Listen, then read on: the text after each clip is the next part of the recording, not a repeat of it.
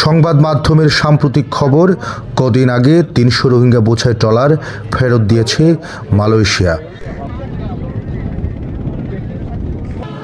আর সম্প্রতি টেকনাফ সফরে এসে স্বরাষ্ট্র উপদেষ্টা বলে গেলেন, মানবিক খাতিরে নতুন করে অনেক রোহিঙ্গাদের অনুপ্রবেশ করতে দেয়া হচ্ছে। তিনি নিজেই বললেন, ৫০ থেকে ৬০ হাজার রোহিঙ্গা নতুন করে আশ্রয় নিয়েছে সীমান্ত এলাকায়।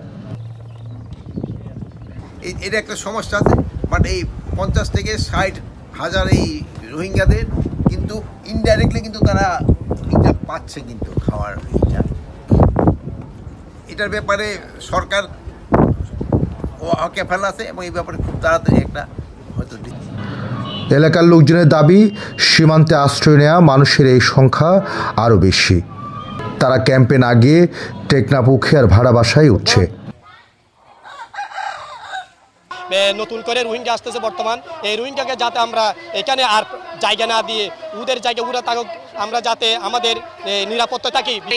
৩,০০০ একর শাসি জমিন এবং বনজ ফলজ বাগান নষ্ট করে আমরা তাদেরকে দাগা দিই।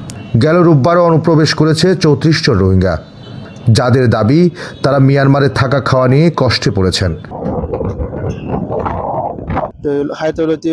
নদে উঠতে পড়ছে, নদে আমার লেখাপড়াই করতে নদে, তো আমি এখন খাইল পারি রাজে গেছি, তো মগে বেশি জ্বালার আরা মানে খাম খরচ দূরে দ্বারা গরিবি নারি খাইতে রয়েছে বেশি একা কি আর আগে মানে খাদ্য খাই ফেলতাম যে এখন খাই না পারি। এখন এলাকার লোকজনের সাফ কথা, নতুন কোনো রোহিঙ্গা আশ্রয় দেওয়া যাবে না। পুরাতন যারা আছে তাদেরও ফেরত দেওয়ার প্রক্রিয়া শুরু করতে হবে। আমরা চাচ্ছি নতুন রোহিঙ্গা যেন কোনো ঢুকতে না পারে এবং পুনরায় যে রোহিঙ্গাগুলো আমাদের কাছে আছে সবাইকে আবার পুনরায় ফেরত নেওয়ার জন্য আমাদের দাবি জানাচ্ছি। এটা ঠিক গত এক বছর ১৯২ জন মানুষকে অপহরণ করা হয়েছে। এখানে কম বেশি সকলে মুক্তিপণ দিয়ে পেরেছেন। ওখানে রুজি রোজগারের ব্যবস্থা আমরা গত অনেক দিন ধরে এই পাহাড়ে যেতে পারতেছি না, পাহাড়ে কোনো রুজি রোজগারের জন্য যেতে পারতেছি না। যদি কেউ যায় তাকে ধরে নিয়ে ঢাকার রোহিঙ্গাদেরকে নিয়ন্ত্রণ করতে হবে। রোহিঙ্গারা যেহেতু এই কাজে জড়িত, তারা বিভিন্ন সময় নাম নদীতে চলে যায়, বিভিন্ন সময় ওই পারে গিয়ে অবস্থান করতে পারে, যার কারণে তারা অপহরণ বাণিজ্যটা চলে যাচ্ছে।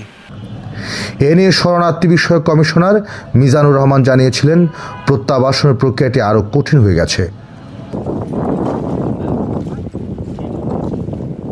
সরকারি বাহিনী এবং ওখানকার যে বিদ্রোহী গোষ্ঠীর মধ্যে সেই পরিস্থিতির কারণে আমরা আসলে সেই ধরনের কোনো আলোচনারও আর মিয়ানমার থেকে সাড়া পাচ্ছি না।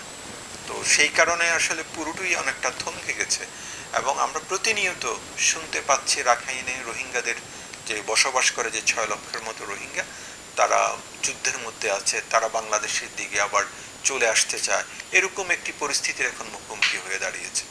কিন্তু সম্প্রতি উখিয়া টেকনাফে হয়ে যাওয়া রোহিঙ্গা প্রত্যাবাসনের পক্ষে মানববন্ধন থেকে উঠে আসা তথ্য বলছে, নতুন করে অনুপ্রবেশের জন্য মিয়ানমারে অপেক্ষায় আছে লাখো রোহিঙ্গা।